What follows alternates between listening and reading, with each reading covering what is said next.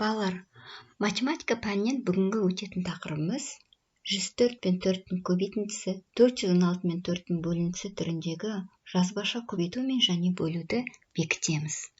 Судың балықтар тіршілігі үшін маңыздылығы.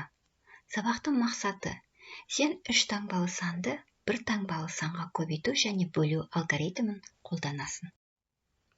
Ақпаратқа назар аудар. ТМД елдері ішіндегі алғашқы және жалғыз мұхитбақ Нұр-Сұлтан қаласында ашылды.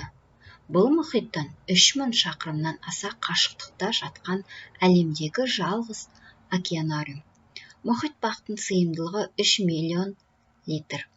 Мұхит суын әзірлеу үшін 120 тонна теңіз тұзы пайдаланылған. Әлемнің әр түкпірінен теңіз жануарларының 100-ден аса түрінің 2000-нан аса данасы әкелінген. Мұнда арнайы жасалған 11 шақырымдық құбырлар, 34 күшті шорғы, 66 құм сүзгілері судың химиялық құрамы мен мөлдірлігін қамтамасыз етіп тұратын су тазартқыш мұхитбақ мекендеушілерінің өмір сүруін қамтамасыз етіп тұрады. Мұхитбақ үлкен акванариумнан және әртүрлі көлемдегі 11 акванариумы бар 2 көрме бөлімнен тұрады. Мұхитбақтың ең қызықты бөлігі үлкен акванариум. Оның түбінде жылжымалы жолмен жабдықталған 70 метрлік әйнек туннель бар. Әйнегінің қалыңдығы 7 см. Осы суасты туннелі арқылы теңіз түбімен жыртқыш акулалардан қол созым қашықтықта серуендеп жүре аласың. Бірінші есепке назар аударайық. Есепті шығар. Астана мұхитбағында жыртқыш балықтар, қоңыр паку мен мұртты күтуші акула тіршілік етеді. Қоңыр пакудың ұзындығы 1 метр 8 см, ал күтуші акула одан 4 есе ұзын.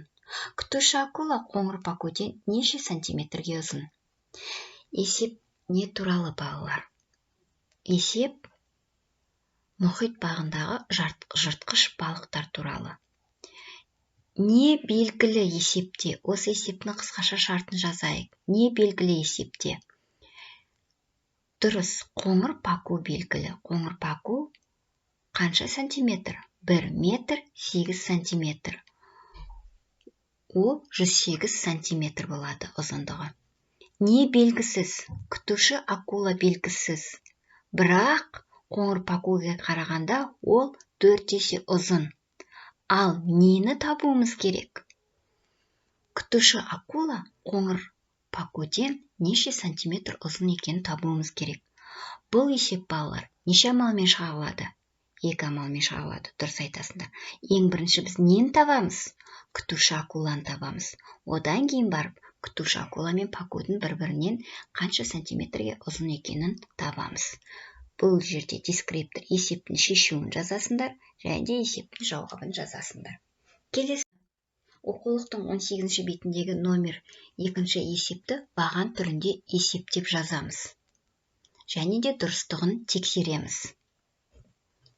Дескриптор 3 таңбалы санды 1 таңбалы санға разрядтан аттап көбейтеді, 3 таңбалы санды 1 таңбалы санға разрядтан аттап бөледі, және тексеруді дұрыс орындайды. Сіздерге сәттілік тілеймін, балалар.